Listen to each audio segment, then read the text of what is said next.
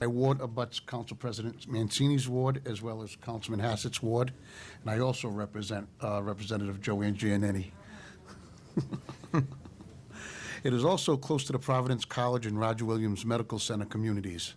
I agree with the mayor and the council president and the majority leader, but I would like to speak about it from a specific point of view, that of a local small business owner.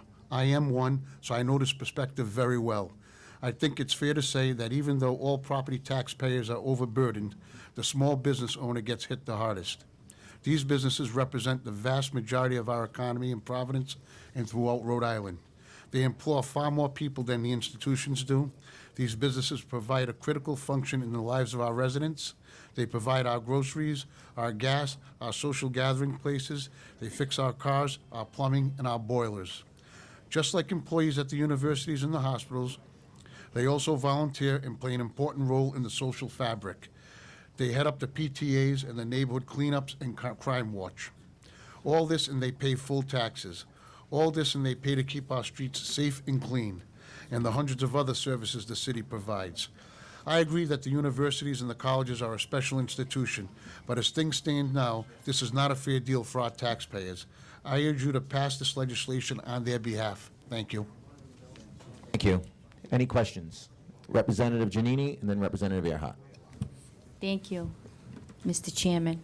I have to welcome these three caballeros because they're from my neck of the woods, and I thank you for being here today. I'm looking at Representative Slater's bill, and I just want to stress that the second page, line 27, 27 says that the impact fee shall be assessed at a rate not to exceed 25%. So it could even be less than 25%. So if you want at least 25%, I would think you would have to change that language because other than that, are you saying it could be 10%, 15%? Yeah, I think we could go up to 25%. Right. Okay, It's so enabling. that's your It's intent. enabling, yes. And the only, The 25, though. well, I thought that's why I asked you that. And the other question I had was, will you be doing council resolutions on these? Yes. Yes. Good, thank you. Representative Earhart.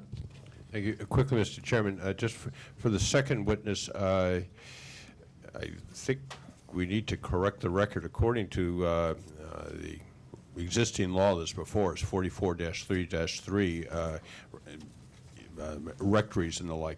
Basically, residences owned by a religious organization used by officiating clergy, according to the document before us, are exempt from real estate tax, or at least of a certain size. So that's something we might want to clarify. Well, Representative, we can check it, but I know that the rectory at St. Augustine's Parish pays taxes on the rectory. That's basically the information. Whether that's well, maybe it's a voluntary thing. The church wants to put its 2 cents in, but we can check that. I'm not sure, Rep, but I do know that there are rectories. Blessed Sacrament is an example. Do pay taxes on the. It could have something to do with the size of the property, but as there is a general exclusion for such properties, I believe. Thank you. Okay. Further questions? Representative Slater. Thank you, Mr. Chairman, and welcome, President and Councilman Solomon and Leader Hassett. I was very interested when you were talking about study commissions, and I'd like to see if we can't get a report of that. And anytime you do a study commission, it shows that the council is very active in trying to come up with ways to save the taxpayer money. I would like a copy of that so that we can work on legislation further. Most of the legislation we get is from the administration. I'm really interested in what the council is doing, since they are legislators also. Appreciate that. We'll Thank you. get that to you. Thank you. Thank you very much. Thank you.